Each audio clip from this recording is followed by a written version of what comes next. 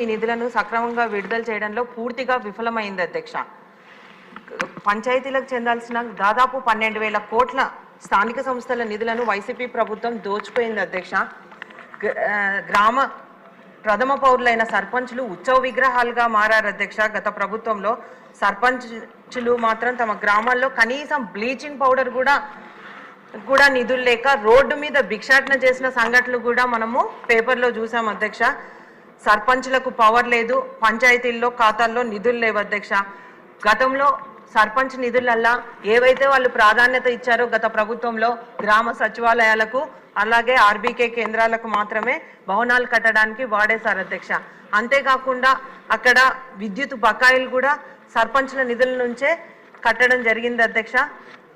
సర్పంచులు గ్రామాల్లో సమాధానాలు చెప్పుకోలేక తెల్లముఖం వేయాల్సిన పరిస్థితి ఏర్పడింది అధ్యక్ష. స్ట్రీట్ లైట్లు వేయాలన్నా, డ్రైన్స్ క్లీన్ చేయాలన్నా, బోర్లు రిపేర్లు చేయించుకునే పరిస్థితి కూడా లేదు అధ్యక్ష గత ప్రభుత్వంలో. అదే మన ప్రభుత్వం అధికారంలో ఉన్నప్పుడు లోకేష్ బాబు గారు పంచాయతీరాజ్ మినిస్టర్గా ఉన్నప్పుడు అధ్యక్ష మనము దాదాపు 25,000 కిలోమీటర్లు రోడ్లు వేయించడం జరిగింది అధ్యక్ష. అలాగే 27 లక్షల ఎల్ఈడి లైట్లు కూడా వేయించడం జరిగింది అధ్యక్ష. జలజీవన్ మిషన్లో మన ఏపీని 6వ స్థానంలో నిలబెట్టడం జరిగింది అధ్యక్ష. అలాగే 36 లక్షల కుటుంబాలకు వ్యక్తిగత మరుగుదొడ్లు కూడా కట్టించడం జరిగింది అధ్యక్ష. ఏ పని జరగాలన్నా కానీ సర్పంచ్ ఆదేశాల మేరకే జరిగేది అధ్యక్ష. కానీ ఈ వైసీపీ ప్రభుత్వంలో కనీసం 1 కిలోమీటర్ రోడ్డు కూడా వేయలేని పరిస్థితి అధ్యక్ష. అంతేకాకుండా అధ్యక్ష జలజీవన్ మిషన్ లో ఈ రోజు మన రాష్ట్రం 26వ స్థానంలో ఉందంటే సిగ్గుపడాల్సిన విషయం అధ్యక్ష. కాబట్టి అంతేకాదు అధ్యక్ష వీళ్ళు 5 ఏళ్లలో 1 మరుగుదొడ్డి కూడా కట్టలేదు. గ్రామ పంచాయతీలకు నిధులు లేక గ్రామాల పరిస్థితి నిర్వీర్యంగా అయింది. అంతేకాకుండా ఇప్పుడు మనకు వర్షాకాలం అధ్యక్ష, డయేరియా కూడా వస్తూ ఉంది. ఎక్కడ వాటర్ స్నాగ్నేట్ అయితే అక్కడ బ్లీచింగ్ పౌడర్ జల్లడానికి కూడా లేదు అధ్యక్ష. కాబట్టి మీ ద్వారా ఒకటే తెలియజేస్తా ఉన్నాం అధ్యక్ష, గ్రామ పంచాయతీలకు నిధులు విడుదల చేయాలని మీ ద్వారా మంత్రి గారిని కోరుతా ఉన్నాను అధ్యక్ష. రామాంజలి గారు, ఇది అందరూ అంగీకరించాల్సినటువంటి సత్యమే అధ్యక్ష. ఎందుకంటే 2019-24 మధ్య వైసీపీ ప్రభుత్వం యొక్క నిర్లక్ష్య ధోరణి వల్ల పంచాయతీ వ్యవస్థలో చీకటి కోణాన్ని చూశాం. అయితే అధ్యక్ష ఈ సందర్భంగా గతాన్ని మనం నెమరు వేసుకుంటూ మరొక విషయాన్ని కూడా చూడాల్సినటువంటి అంశం ఉంది. 2014లో రాష్ట్రం విడిపోయిన తర్వాత తమరు మంత్రిగా ఉన్నారు అధ్యక్ష. సబ్జెక్ట్ ఇంకా బిజినెస్ చాలా ఉంది, సింపుల్ గా మాట్లాడండి సార్. 2014-19 మధ్య తమరు కూడా పంచాయతీరాజ్ మంత్రిగా ఉన్నారు, నేను కమిషనర్గా పనిచేశాం. 22 డిపార్ట్మెంట్లతో కన్వర్జెన్స్ చేసి మురిగిపోతున్నటువంటి నిధులు కూడా ఆనాటి ముఖ్యమంత్రి చంద్రబాబు నాయుడు గారు తెప్పించి పంచాయతీలకు ఒక స్వర్ణయుగాన్ని చూపించడం జరిగింది. అదే వ్యవస్థను తిరిగి మరి ఇప్పుడు మా డిప్యూటీ ముఖ్యమంత్రి గారు చొరవతో అదే వ్యవస్థను తీసుకురావాల్సినటువంటి ఆవశ్యకతను నేను మీ ద్వారా మంత్రి గారికి విన్నవించుకుంటున్నాను అధ్యక్ష. మరొక విషయం ఏంటంటే నిధులు ఎలాగో మురిగిపోయినటువంటి సందర్భం చూసాం. అయితే తెలుగుదేశం ప్రభుత్వంలో ఈ తోపుడు అంటే చెత్తలాగేటటువంటి కార్మికులకి ఇచ్చినటువంటి 7,500 పవర్ ఆటోల్ని మరి కనీసం వాళ్ళకి ఇవ్వకోకుండా ఎక్కడో గోడౌన్లో దాచినటువంటి వైనం మీద కూడా విచారణ జరిపించాల్సినటువంటి అవసరం ఉంది. తర్వాత అధ్యక్ష మరి అక్కడ పంచాయతీలో పనిచేస్తున్నటువంటి ఒక 2,500 మంది నిర్భాగ్యులైనటువంటి కంప్యూటర్ ఆపరేటర్లకు వాళ్ళకి ఏమాత్రం కూడా అవకాశం ఇవ్వకుండా సచివాలయంలో మరొక కోణంలో వాళ్ళు ఉద్యోగులు తెచ్చారు. ఎందుకు తెచ్చారో తెలుసా అధ్యక్ష, 2019లో మనం దిగిపోయేటప్పుడు ఫిబ్రవరి నెలలో వాళ్ళకి 15,000 జీతం ఇచ్చినటువంటి పాపానికి తెలుగుదేశం 15,000 జీతం చేసింది కాబట్టి మీరు మా వాళ్ళు కాదని చెప్పి కొత్త వ్యవస్థను తీసుకొచ్చారు సచివాలయంలో. మరి వీళ్ళకి ఈరోజు ఫైనాన్స్ నిధుల నుంచి జీతాలు చెల్లించాల్సిన సమయంలో వాళ్ళేమో నిధులు పక్కదారి పట్టించారు.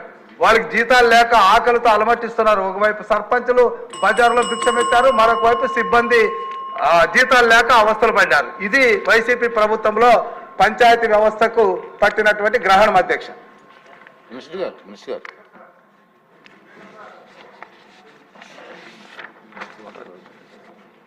అధ్యక్ష,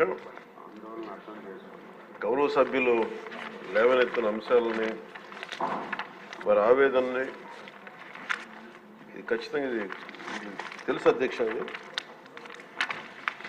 గత ప్రభుత్వం చేసిన అవకతవకల్ని మనం ఈ ప్రభుత్వం వారసత్వంగా వచ్చింది అధ్యక్ష. గౌరవ సభ్యులు ప్రత్యేకంగా ముఖ్యంగా ప్రస్తావించింది డబ్బులు కనిపిస్తున్నాయి అకౌంట్స్లోకి వెళ్ళినాయి, కానీ గ్రామ పంచాయతీలోకి వచ్చేటప్పటికి బ్లీచింగ్ పౌడర్ కొనడానికి కూడా డబ్బులు లేవు. ఇది సత్యం అధ్యక్ష. ఇది ఏమైపోయిందంటే కరిమింగిన వెలగపండులా అయిపోయింది. డబ్బులు కనిపిస్తున్నాయి, ట్రాన్సాక్షన్ కనిపిస్తున్నాయి అకౌంట్స్లో, కానీ నిధులు డ్రా చేయడానికి లేవు. దీని మీద ప్రత్యేకించి ఇది ఒక క్వశ్చన్ వల్ల కాదు అధ్యక్ష. దీని మీద గౌరవ సభ్యులందరికీ కూడా నేను తెలియజేసుకునేది, దీని మీద ప్రత్యేకించి ఒక 4-5 గంటల సెషన్ జరగాలి అధ్యక్ష. అలాగే ఎందుకంటే ఇది మీ అందరూ గౌరవ సభ్యులందరికీ కూడా విన్నవించుకున్నాం మన స్పీకర్ గారి ద్వారా. ఇది చాలా లోతుగా అధ్యయనం జరగాలి. దీని మీద ఖచ్చితంగా ఒక వైట్ పేపర్ కూడా తీసుకురావాలని మనస్ఫూర్తిగా కోరుకున్నాం. ఆ ప్రయత్నంలో ఉన్నాం గౌరవ సభ్యులందరూ తెలియజేస్తున్నాం అధ్యక్షుల ద్వారా. సో 2019 నుండి 24 ఇప్పుడు దాకా 15th ఫైనాన్స్ కమిషన్ సంబంధించినంత వరకు 5,251 కోట్లు గ్రామ పంచాయతీల అకౌంట్లో పడ్డాయి. అలాగే 14వ ఫైనాన్స్ కమిషన్ సంబంధించి 2,336 కోట్లు అకౌంట్లో పడ్డాయి సార్. టోటల్గా 7,587 కోట్లు పడ్డాయి. కానీ అందులో 2,285 కోట్లు కరెంటు ఛార్జీల కొరకు ఏపీ డిస్కామ్ వారికి ఆర్థిక శాఖ పంపించేసింది. దీనికి గౌరవ సభ్యులు అడిగారు, దీనికి ఎవరు అనుమతి తీసుకున్నారని. ఎవరు అనుమతి తీసుకోలేదు, వాళ్ళ ఇష్టారాజ్యం, వాళ్ళు తీసేసుకున్నారు. అడిగేవాళ్ళు ఎవరు లేరు, సో వాళ్ళు తీసేసుకున్నారు. ఇది నేను రివ్యూలు చేస్తా ఉంటే అసలు ఇంకా మీరు అడుగుతున్నాయి చాలా తక్కువ. నాకు లోపల నుంచి ఒక చీమల దండులో వస్తున్నాయి సందేహాలు. సో మా అధికారులు అలసిపోతా ఉన్నారు సందులో. మీకు జస్ట్ ఇది అందుకు నేను అడుగుతానంటే ఒక ప్రత్యేకంగా గౌరవ ముఖ్యమంత్రి గారికి కూడా నేను మీ ద్వారా తెలియజేసుకున్నాను అధ్యక్ష. దీని మీద ఒక స్పెషల్ పంచాయతీరాజ్ అవకతవకల మీద ప్రత్యేకమైన సెషన్ జరగాలి అధ్యక్ష దీని మీద. అలాగే ఇంకా 696 కోట్ల రూపాయలని విడుదల చేయాలి అధ్యక్ష. ఇంకా అది కూడా ఇంకా ఫైనాన్స్ డిపార్ట్మెంట్ దగ్గర ఉంది అధ్యక్ష. అలాగే రవికుమార్ గారు అడిగిన ఇంకొక ప్రశ్న అధ్యక్ష, ఈ పాపులేషన్ ప్రకారం కేటాయించాలి కదా అంటే కేంద్రం వ్యత్యాసాల గురించి అడిగారు అధ్యక్ష. కేంద్రం కేటాయించిన నిధులు ప్రతి సంవత్సరానికి మారుతూ ఉంటాయి అధ్యక్ష. తదనుగుణంగా నిధులు కేటాయింపులు కూడా జరిగాయి.